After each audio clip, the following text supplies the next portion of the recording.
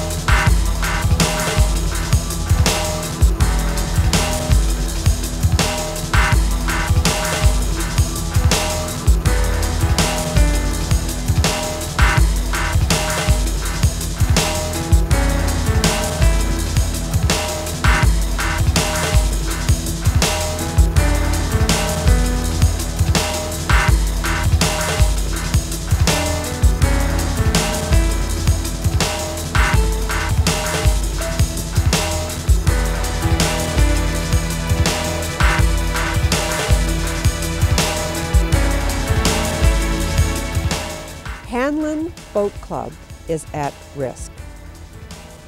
Actually, the Toronto Redevelopment Corporation is making all kinds of plans for redevelopment here. And I think that it's really important that all of us come together and let people know that this is an important club to us.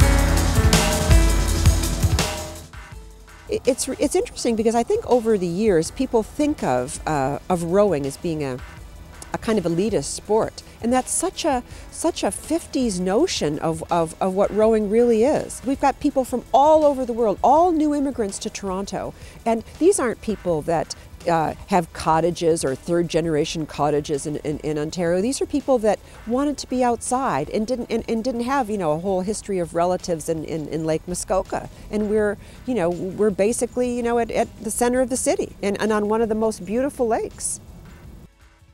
The history of the club goes back to the early 70s. A gentleman by the name of Sam Craig had a son also rowing at that time at the Argos. And he wanted to try and set up a facility that had more scope and more option and less busyness that was on at the Argos. So he scoured the waterfront of Toronto and found this lot in about 1973. And by 74, they'd built the Quonset hut here, the first one that went up. And from 1974 until about 86, 87, we rowed out of the one Quonset hut here. And at that time it was men only. Women had only just begun to break into rowing, and women only just begun to break into the Olympics. 1984 was the year that a lot of that Canada did so well in the 8, winning a gold medal in the 8, and 2 of the rowers in that boat were from this boathouse rowed at Upper Canada College. In 1988, Havergal approached us and said they'd like to row out of here, and we built the second boathouse in 1988. If in fact Hanlan was somehow lost to the Toronto development plan, I would feel as though I'd lost one of the most important parts of my life. Because remember, as a psychologist too, I listen to problems all day long. And this is what restores me. I don't know how other people feel that come down, although we've talked about it and I think they feel the same way. I feel that if we lost this, I would lose a really important part of what restores me. Because I've been to other rowing facilities where they have these sort of lanes that are all organized for them. But it has a whole artificial quality of like a bowling alley with water. And this, in fact, is a natural setting where, sure, some days it's too rough to row, we have to fight the elements, and you know, it's not perfectly organized for rowing, but that's sort of the interesting part about it.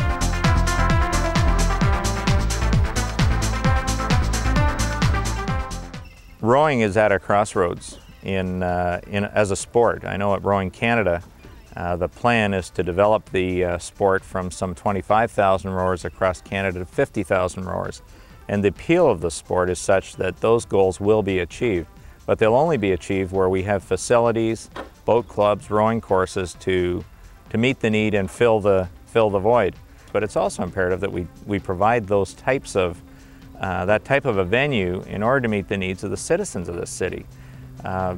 This sport has been great for the young people in particular who have had access to the clubs, but there are so many more in the inner city schools and throughout the city of Toronto. I mean, with almost 5 million people within a very short driving reach, the sports should be thriving, but the problem is they're just inadequate facilities.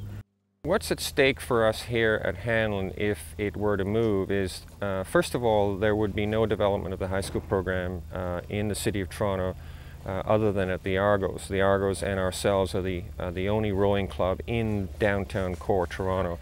There are other clubs in the West End. There are a couple further on out east in Brockville, Belleville, but for the core City of Toronto, this would be it.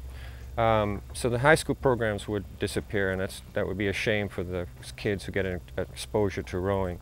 The masters, the number of masters here ranges from 40 to 100. One of the things that the masters do is they typically are the ones that have the money, and therefore typically are the ones that fund a lot of the fundraising activities for the Olympics. Many of the masters here have put a lot of money into fundraising for the Olympic program. So if you lost the Hanlan Boat Club here and we didn't have anywhere else to go, you'd also lose some of the funding for the Olympics.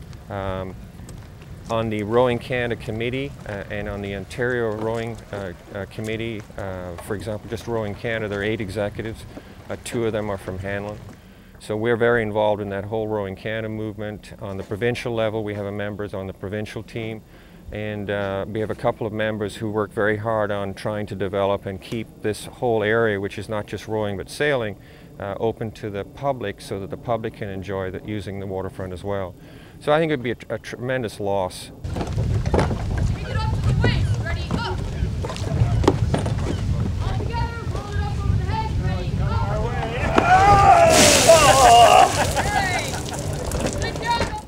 What brought me to rowing originally was that I wanted to do something on a team.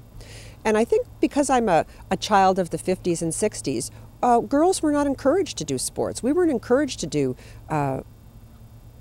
competitive sports or team sports. What we were encouraged to be was to be cheerleaders and to cheer the boys on in all of their sports. And I think that it's, I wanted to take advantage of the idea that, you know, those days are over, that we can now have a chance, we can compete.